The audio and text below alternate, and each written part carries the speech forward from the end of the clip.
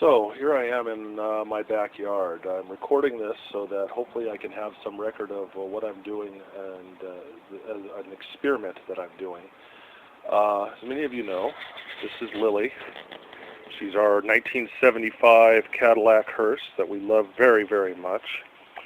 And when we bought Lily, we knew that her paint job was not the best. She was originally a black car with a black cloth top roof, and there were some problems with the paint, but when we drove her around, she looked pretty good driving down the street. And then in recent months, we started noticing some major problems up on the hood. Places that have just totally rusted out. See if I can get a shot there. The paint has just started flaking off in big chunks. We don't know when she was repainted, but the paint is put on very thick, and I don't think that the prep job was done very well. And then just a couple weeks ago, we took her out on the freeway to see how she would do, and a giant chunk of paint flaked off the side door, exposing rust and other problems underneath. So our Lily has gotten quite ugly here in the last couple months.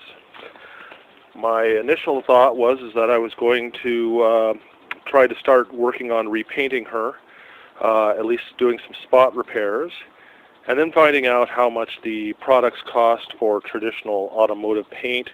And my current financial situation, I had to switch to plan B, C, and D, which ended up being my thought of going with something that is very big on the internet right now, and that is going with what some people call the $50 paint job Rustoleum product. This was brought to my attention by my friend Bob Duvin, who said he'd seen it on the internet, and I've read some stuff saying that you can get halfway decent results. The biggest problem being that there's a very limited color selection with Rustoleum products, and that the colors tend to fade after several years. Well, we have two great things going for us here. Number one of the colors they have is bright white, and what color is my car but bright white? The other thing is what can white really fade to? It might start to chalk after a while. So anyway, I'm going to try to document this just to see for my own sake, and if anybody else is interested. I'm going to start with the roof and this door, and grind, sand, strip away the loose paint, rust, feather everything out, reprime it with a Rustoleum primer, and then put on the white paint. Now, it's very glaring out here, so I don't know if anybody can actually see it. I did actually do a test spot on the roof of the car, where I sanded down some of the paint and sprayed on some of the Rustoleum enamel. Now, many things on the internet talk about actually rolling the paint on and then rubbing it out or sanding it out. I was incredibly impressed with how smooth and shiny the paint went on, and I rubbed it out, and it seems to match the little spot that I did seems to match everything. The original paint, the paint that she currently has on her, incredibly well, and almost got a mirror finish out of it. I was just impressed to no end. So the big question is whether this paint job will last. Hopefully, if I do keep track of this, I may post this on YouTube and come back every year or so and see how the paint is holding up, because that's one thing I could not find online with many of the YouTube tutorials, was how long the paint lasts and exactly what it's going to do besides possibly fade in color. So I have already stripped the hardware. I removed the inner panel and then stripped the door handles from the side door that needs to be repaired. There's a little piece of adhesive trim still to come off, and then I will start grinding this or sanding it or whatever techniques come to mind. So there we go. So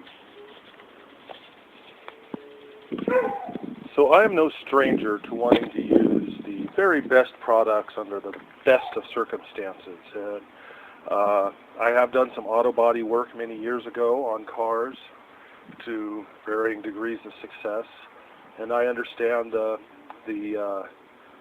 current thought by the industry of very clean conditions to work in, at least to paint in, using products that are all come from the very same product line. And this kind of flies totally in the face of all that. I am using, as I said, this Rustoleum product. I think this quart can cost me about $8. I also bought another can of the Rustoleum primer, which was about $10. I am using this sprayer. Actually, I have several of these, and these are about the cheapest sprayer you can get at Harbor Freight. Well, it's like the second or third cheapest one. This sprayer was about $20, which again flies in the face of most automotive ideals.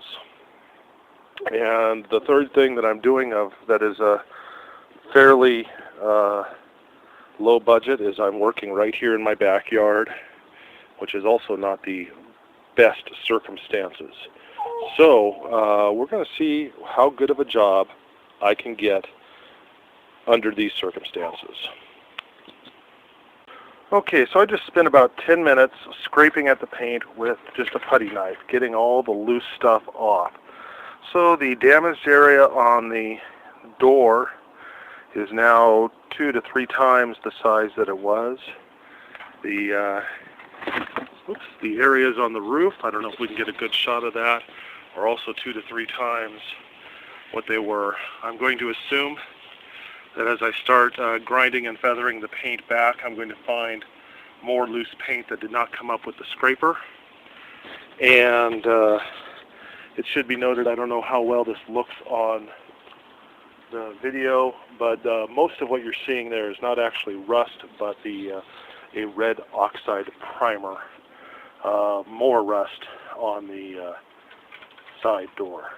Okay, so I took my grinder and I ground away the paint, at least around the perimeters, trying to define the areas where, as far as the rust went.